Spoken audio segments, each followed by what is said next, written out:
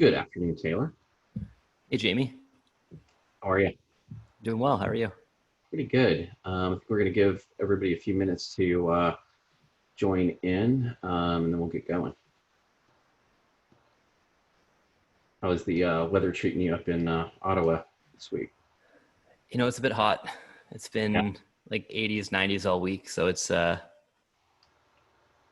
bit humid. A couple thunderstorms today, but yeah, can't complain. yeah. Yeah. How about you? It's been beautiful here. A little Of bit of rain, course. but it's Charleston. What am I going to Yeah. say? Can't complain. Trolling you in Ottawa for years. So let's maybe give it another minute here, and then we'll just do some quick intros. And here we are with the Retention Chronicles. So I'm super excited to kind of dive in. I know we've only got 30 minutes and a lot of ground to cover. So with that, we're 1 minute in. Let's go ahead and get going. Today, you've got myself, Jamie Sutton. I am the GM of OmniSyn, and we also have the pleasure of having Taylor Sicard for our interview session today. Taylor is with Win Brands. It drives a ton of kind of the strategic direction on not only brand acquisition, but retention, marketing, targeting, creating segments and all that good stuff. So Taylor, anything you want to add to that? I think you covered it. Okay, cool.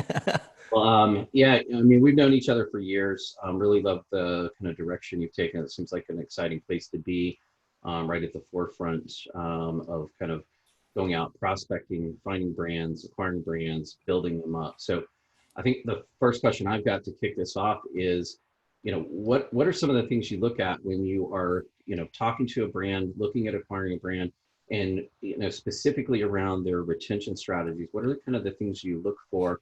And what are the things that you notice? Let's maybe start there. Yeah, sure. So typically the brands that we're acquiring are doing in the ballpark of like $5 to $40 million in annual revenue. So at that point, the retention aspect of the business is so crucial, because if you're spending so much money to acquire these customers, it's very important to understand both how many items are they purchasing with each order and how many times per year are they coming back to purchase. And if not per year, what is the kind of purchase cycle that you're experiencing? The kind of high level things I typically go through are, reviewing their email marketing platform, SMS, if that's different than email. Do they have a loyalty program? Whether it's points, for referrals, et cetera. What sort of customer data do they have? Just about the purchase history, who they are, where they're coming from. And then also, like, a few brands have done this very well, but like these private communities, whether it's a Facebook group, some use Slack communities, others use Discord. These are just very valuable points where you can actually understand who these people are, why they're coming back, if they are, and also why they're not, if they're not coming back. And then kind of listening and learning from the dialogue that these people are having, talking about both the brand and the products that they're purchasing. Gotcha. So you probably are able to do some pattern matching here as you kind of, because you're exposed to a lot, just from the diligence process. So from a pattern matching perspective, what are kind of the common things that you're seeing people miss or leave off the table that are kind of what we would consider go-to strategies when it comes to retention and segmenting? I mean, the first one that I'll say, and I don't want to say this too loud because I feel like some brands that I acquire, this is just an easy way for me to really crank up the volume and get the most ROI out of an acquisition that I do make. But understanding, like, what is your CPA for acquiring customers, and what would it cost you to get an old customer who purchased 2 years ago to come back and make another purchase from you? Because brands generally understand the life cycle of their product, the life cycle of their purchasing, and the life cycle of a customer that they have. This is different on a brand by brand basis. You can use industry benchmarks, but it's really unique to your brand. If you're selling a non-consumable item, I would say if somebody made a purchase and the holiday season has gone past and they've passed that kind of 12-month anniversary, you've probably lost them at that point, just as a ballpark timeline. And if your CPA is $30 to acquire a new customer, what does it cost to acquire that person to come back? Give them a $20 store credit. You already have their information. You already know what they've purchased previously. You can make a very compelling offer and get them to come back, make another purchase, and hopefully they can turn from this one-time purchaser into this VIP customer that comes back and remembers why they loved your product so much. This is your opportunity to really take that and shine. Yeah. And I think really understanding, like, to kind of break it down even more, to understand why somebody did or did not make another purchase. I think, not to promote other products or apps or anything, but post-purchase surveys by Enquire, if you're not using this, huge mistake. When I first signed up, it was like $5 a month. It might be 15 now, but this is an app you cannot afford not to have. On the thank you page of your Shopify store, it shows a survey, and you can ask any question. You can randomize the order of the responses. Jamie, you're shaking your head. I'm sure you've seen this before. Yeah, I know that really well. And the product is simplistic and utterly genius, right? Yeah, and it integrates with Shopify Flow, so you can create customer tags based on where they came from or what purchase they made. The first thing I do is I implement it as a binary question. Was this purchase for yourself or as a gift for somebody else? And then your retention marketing should really follow two different tracks. If they bought it for themselves, it's brand education. This is who I am, a letter from the founder, education on the product, why you made this purchase, what makes us better than our competitors. If it's as a gift, you might actually want to give them a bit of space and then come back around the gifting holidays, Mother's Day, Father's Day, any sales that you're having, holiday season, give them a bit of space and don't keep pestering them with, hey, you could also don't leave a review because you bought it as a gift.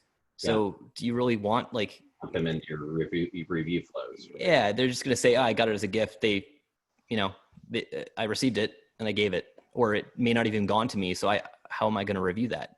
Yeah. So using little things like that, you can make sure that the output of your retention is actually focused on the people who are going to be impacted by it most. And I think that's the most important thing, because all the data points you're capturing are valid and should be recognized and should be monitored. And if you have too much noise in all the different signals that you have, it's going to really throw off a lot of the key data points that you should be using to impact your decisions. Yeah. So obviously all of this is data led. And so, the quality of the data that you've got in is absolutely related to the quality of the retention marketing that you're going to be able to do. Besides Enquire Labs, what are some strategies that you use? Obviously, what I'm hearing is one of the first kind of easy low-hanging fruits for you on any of these is some sort of a win-back strategy. Win-back strategy, highly relevant based on the data, how far back the data goes, so that you can actually start to make money out of the list that you've already got, engaged, past engagements that you've already had. So from the data points perspective, kind of what are the key things that you look for? What are the kind of key markers that you look for when you're making a segment for that low-hanging fruit on a win-back? Yeah, so I mean, you want them to, ideally there's data that you already have. You're creating this win-back without having previously made it, or without having too much convoluted information about previous customers and previous purchases. You want to understand what takes a customer from a single purchase to a second to third, and what sort of traits do they follow? Are they purchasing from one collection the first time, a second collection the second time, or is it all from that same kind of core group of products? Also, a lot of testing. You can't do anything well without testing. And I think it's really important to understand what people are looking for. When you're going from a first to second purchase, if you don't have a ton of data, what is it going to take to get somebody over that edge? Is it brand education? Because most people don't consider brand education to be a win back, but last I checked, no matter what product you're selling, there's a bigger company selling it out there. Yeah. With me, I have a candle company. I'm not Yankee Candles. Could knock you off, right? Exactly. So, what makes your brand, your product special? Is it handmade? Is it made in America? Is it using the best and finest quality products and ingredients? All of these things are extremely relevant and can really help win back that customer who they took a chance on you. They have some sort of relationship already. Yeah. You know, they're like a Toby reference, their trust battery is quite high. It's probably 80% after that first purchase. I gave you my credit card information. You know my address. You know my size or what I like. Now use that to your advantage and help get them to that next step. Yeah. The opportunity is in your hands because the customer's not going to do that on their own. They want some help. Yeah, and you still got a lot of room to create a psychological investment with that. You change that from purchasing a product to purchasing a brand, and that's directly correlated to that first experience, and how you treat them after that first shopping experience. So yeah, I agree. It's a really good point. We do have a question from Stephanie. The question is, how did you hear about us post-purchase still have value in today's multi-touch, multi-channel attribution world? I'm going to go with a resounding yes, and I'm assuming you are too, but I'd be curious to hear your reasons why. 100%. No matter who's running your marketing, there's a million different ways that you're analyzing. Is it first touch? Is it last touch? Is it there's all these formulaic methods of how you're tracking this. Yep. If you're not asking, is this a purchase for yourself or for somebody else? The second best question to ask is, where did you first hear about us? Because it may not have actually been an ad. It could have been an organic post. It could have been a friend told them. Yep. And then they saw the Facebook ad or the Google ad and they clicked on that. And that's getting the attribution, where in reality, this person, took these steps. Yeah. And here's the opinionated version of this that you're going to get. Attribution models can be, we all know, we've seen it, we've been there. They can be skewed. It's fuzzy logic, right? It gives you. But it's also like you may have seen an ad 20 times, but you didn't click on it. Yeah. Right. Like it's the same kind of like the people who rent out the subway cars and put all their banner ads in there. People very rarely are searching when they're in a subway because you're underground. You have very terrible cell connection. But when you also see a billboard when you get off the subway car, or then you see a Facebook ad or a Google ad or a Instagram ad, it's all this kind of, it's like this pattern recognition. Yeah. And I think that is extremely important. It's also very valuable to understand the average order value of people who are coming from different channels or purchasing for different reasons. For myself personally, people who buy for themselves instead of buying as a gift spend about 50% more.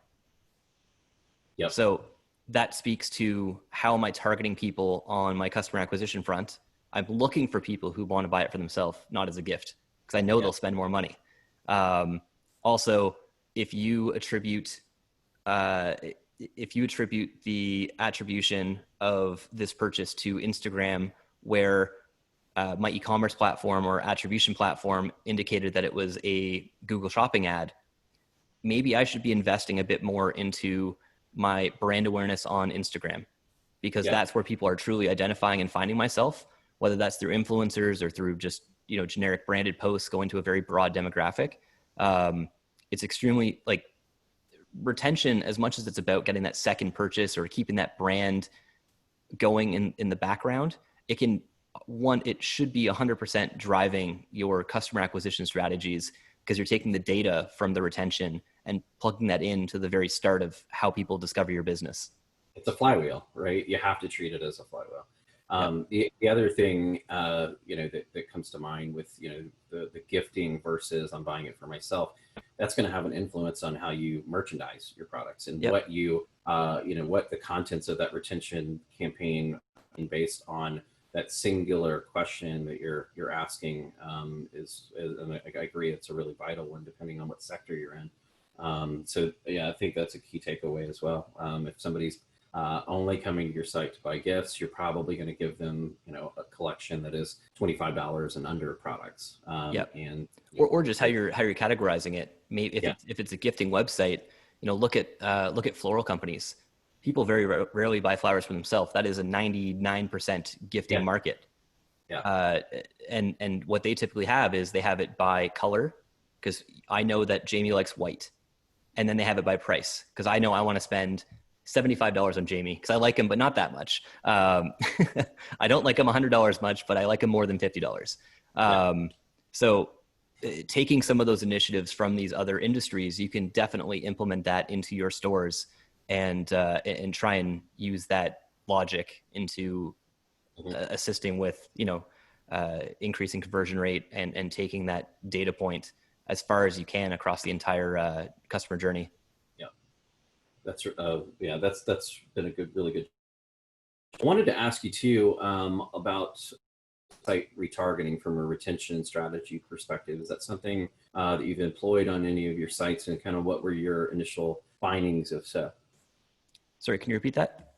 On-site retargeting. So, basically segmenting. I've got a pretty good persona now. When they hit the site, based on what type of segment they're in, how am I going to merchandise? How am I going to show them, and how I'm going to keep them engaged and retain their business? I like, very important. There's a number of different tools that can do that. I think to tie that in with like the platforms and tools for retention marketing, it even goes as far to when somebody lands on your website, are you asking for their email or their phone number? Mm-hmm. That is the beginning of a retention marketing journey. Are they browsing from a phone or from a desktop? How do you try and streamline just how you want to communicate with them? If somebody's on their phone, getting a cell phone number can be quite convenient, quite easy. If they're on a desktop, it can also be, but it also may not be. And that can kind of drive through into your abandoned carts. It can also drive through into your post-purchase upsells. Like that's actually another retention factor. Native Deodorant did a great job with that. If you bought a subscription, they would sell you a travel size. Yeah. The travel size is like $3. You'd be stupid not to get it, but it was so inexpensive they could not sell it on their website because the cost of shipping would be too high. So they had to bundle it with a subscription. Yeah. One of my favorite items. Yeah. Looks like we've got a couple of questions. So this one's from Jeremy Roberts. Hey, Taylor, I know it's been forever. Screen real estate on the thank you page is really valuable.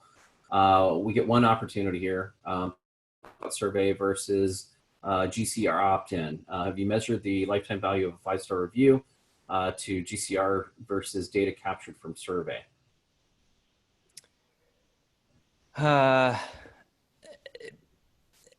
This is a bit tough, and it's almost on a brand by brand case. That's about us, yeah. You can always do an A/B test and see. There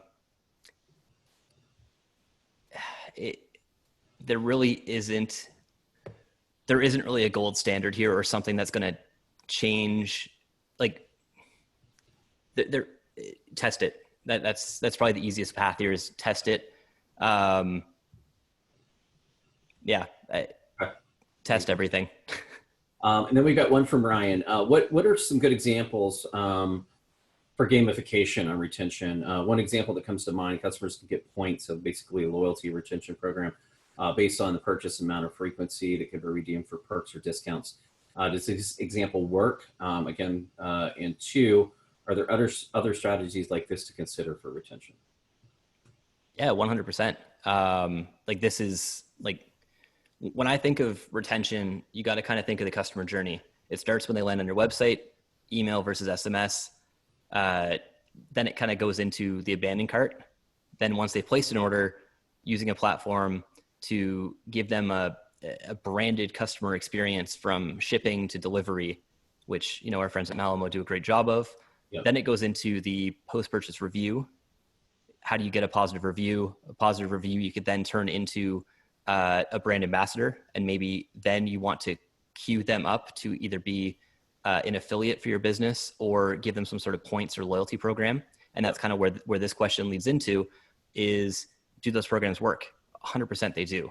Yeah. Running a store credit or gift card can be a little complex from the financial side, just for accounting purposes. I know my finance team hates when I try and do programs like that. Points are just fairly simple and can be converted for dollars and credits. So that's usually what people favor. And in a perfect world, if somebody's leaving a good review and they're doing all these things, ask them to share their experience. Give them bonus points if they share it on Facebook, Instagram. Give them a referral bonus if they can get a friend of theirs to come back and purchase something. There's a good chance if, like, Jamie, you and I are friends. If Jamie likes a product, he tells me about it. I'm likely also going to enjoy it because Jamie liked it so much he had to tell me. And I think I personally, I don't like the idea of gamifying reviews, like trying to win somebody's heart with a 5-star review. But if somebody leaves a 5-star review unprovoked, give them some sort of love for that. Like whether it's a simple plain text email from the founder, just really appreciate it. We're a small business. Your review means the world to us. We live in a world where, it's like if you've ever automation too. Yeah. Oh, 100%. We live in a world where that thanks them for their engagement. Yeah. So it's like, we live in a world where on TripAdvisor, there's 5-star and 1-star reviews. There's no 2, 3, 4-star reviews. It was either a terrible experience because they forgot your entree, or it was a great experience because they gave you a free dessert. Yeah. But like the reality is the truth lies in those 4, 3, and 2-star reviews. And those are the most valuable. But if someone gives you a 5-star, set up a simple automation from your ESP or SMS provider and just make it a simple plain text email from the founder or the GM or whoever is the voice of the business, and just say thank you. It's such a small, minute thing, but it makes somebody's day. Yeah, and I mean that's what we're talking about with retention. It's the small stuff, and cumulatively, shavings make a pile, but it's all these small things that aggregated really make the differential on your lifetime value of your clients and of your consumers. So I think that's super important to keep in mind. I know we only have a few minutes left here, and we need to wind down a little bit. But if you had to talk to somebody who had maybe just hit 1,000 orders a month on their business, what would be kind of a key pointer you would take and give to them as a takeaway of something that you think they probably aren't addressing from a retention perspective? Yeah, I mean, the easiest question here is, 1,000 customers a month means 12,000 customers a year.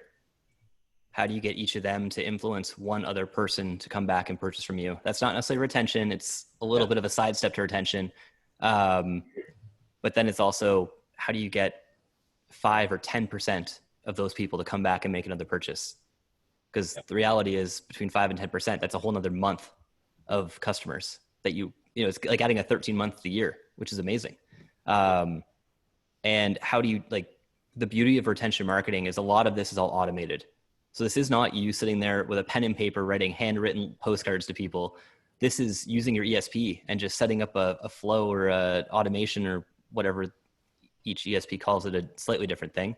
But it's spending a few hours one day crafting this up, sending it, and then just sitting back and watching the success, or learning from the impact it creates and trying to optimize it to get more and more. And I think the reality is, Jamie from OmniSend, I'm sure you see this, but when you're sending emails, a lot of people try and focus on the copy of the email or the creative of the email.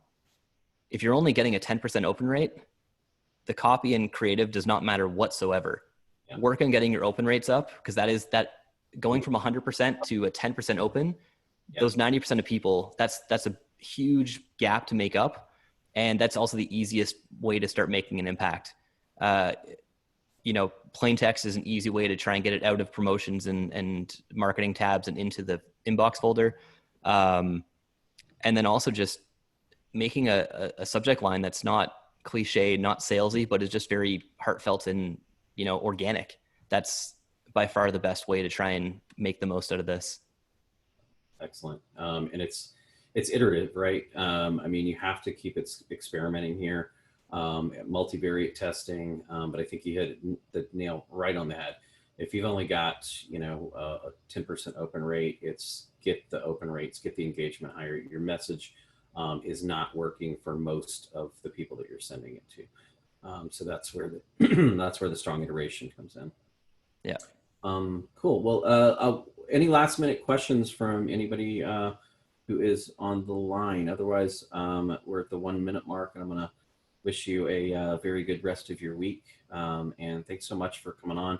Hopefully everybody pulled some nice little nuggets out of this. I know I always do when I chat with you, so I appreciate the time.